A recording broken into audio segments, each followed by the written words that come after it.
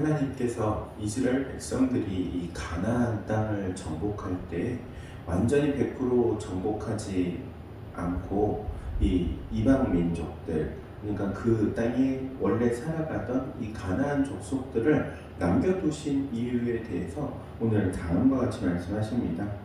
그들을 통해서 이 이스라엘 백성들이 하나님께 순종하는지 순종하지 않는지 보기 위해서 그들을 남겨두었다, 이렇게 말씀하고 계십니다.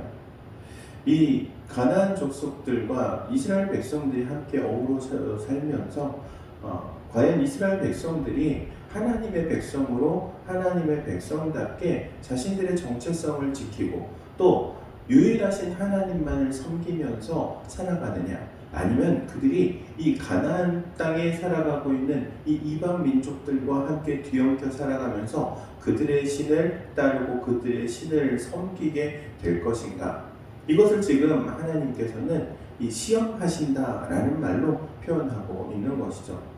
이스라엘 백성들의 가장 큰 문제점이 있다면 바로 이 이스라엘 백성들이 그들의 삶의 방식과 그리고 그 가나안 땅에서 들어가서 살게 되는 그 생활 양식이 가나안 땅에 살아가던 그 사람들의 그 모든 것을 배웠다는 데 문제가 있는 것입니다.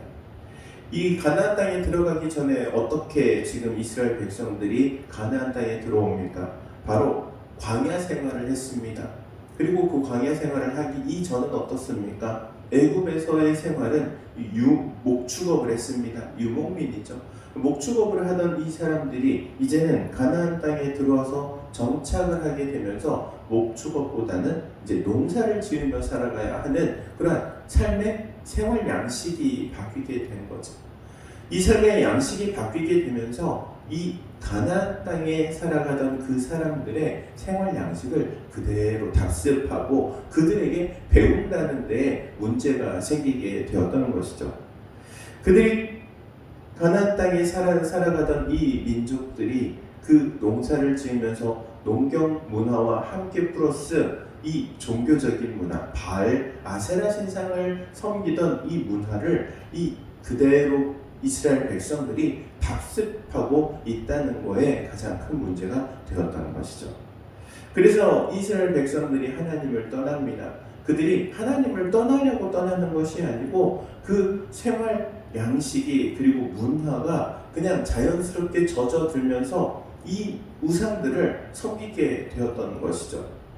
하나님께서는 그래서 이 이스라엘 백성들에게 지금 그렇게 말씀하고 계시는 겁니다. 그들을 시험하려고 하나님께서 세상 가운데 우리 그리스도인들을 어떻게 보면 계속 보내십니다. 풀어놓으십니다. 세상 가운데 살아가도록. 그런데 세상 가운데 살아가는 그리스도인들이 예수 그리스도를 닮아가는 정체성을, 하나님의 말씀을 잊어버리고 살아가면 세상 사람들로부터 세상의 문화를 배우고 세상의 그 악한 것들이 우리 가운데 들어와 우리의 심령을 하나님의 백성으로서 정체성을 지키고 살지 못하도록 방해한다는 것을 기억해야 한다는 겁니다.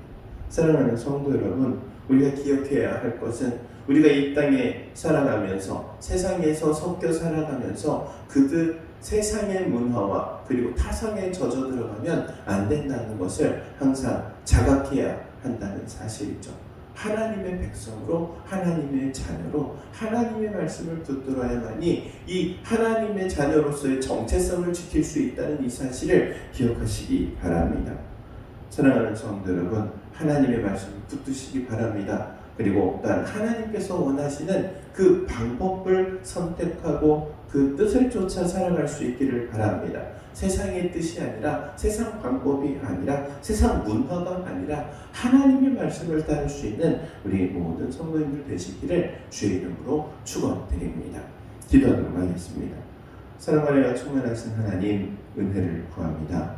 하나님의 성령께서 우리 가운데 함께 하시고 또한 우리의 심령을 만져주시기를 원합니다.